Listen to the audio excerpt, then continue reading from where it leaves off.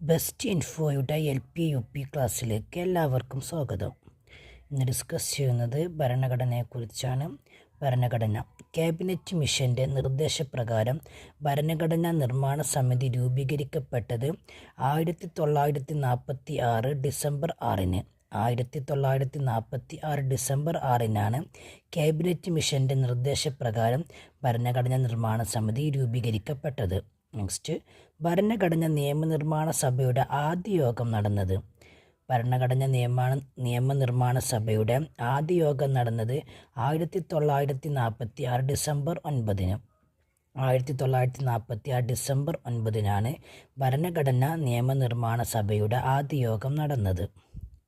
Next, ഭരണഘടനാ നിയമനിർമ്മാണം പൂർത്തിയാക്കാൻ എടുത്ത സമയം 2 വർഷവും 11 മാസവും 17 ദിവസവും.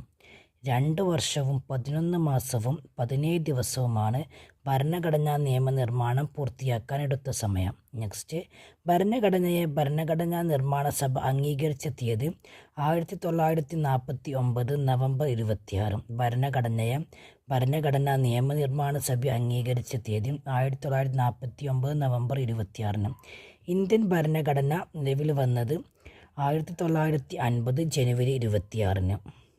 ഇന്ത്യൻ ഭരണഘടന നിലവിൽ വന്നത് 1950 ജനുവരി 26. ഇന്ത്യൻ ഭരണഘടന നിലവിൽ വന്നപ്പോൾ 22 ഭാഗങ്ങളും 395 വകുപ്പുകളും 8 പട്ടികകളുമാണ് ഉണ്ടായിരുന്നത്.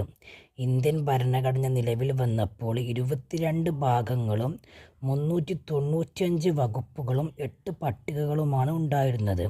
നെക്സ്റ്റ്, നിലവിൽ ഇന്ത്യൻ ഭരണഘടനയിൽ 25 ഭാഗങ്ങളും 470 വകുപ്പുകളും 12 പട്ടികകളുമാണ് ഉള്ളത്. നിലവിൽ ഇന്ത്യൻ ഭരണഘടനയിലും 25 ഭാഗങ്ങളും 470 വകുപ്പുകളും 12 പട്ടികകളുമാണുള്ളത്. നെക്സ്റ്റ്, ഭരണഘടനയുടെ ആമുഖം ഒരേയൊരു തവണയാണ് ഭേദഗതി ചെയ്തത്. ഭരണഘടനയുടെ ആമുഖം ഒരേയൊരു തവണയാണ് ഭേദഗതി ചെയ്തത്.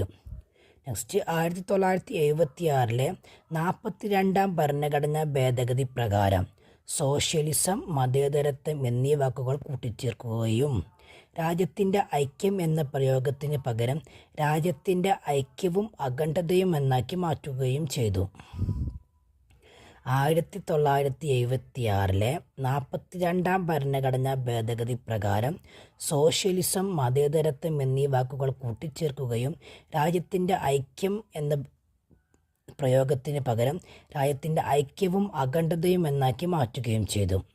42-ാം ഭേദഗതി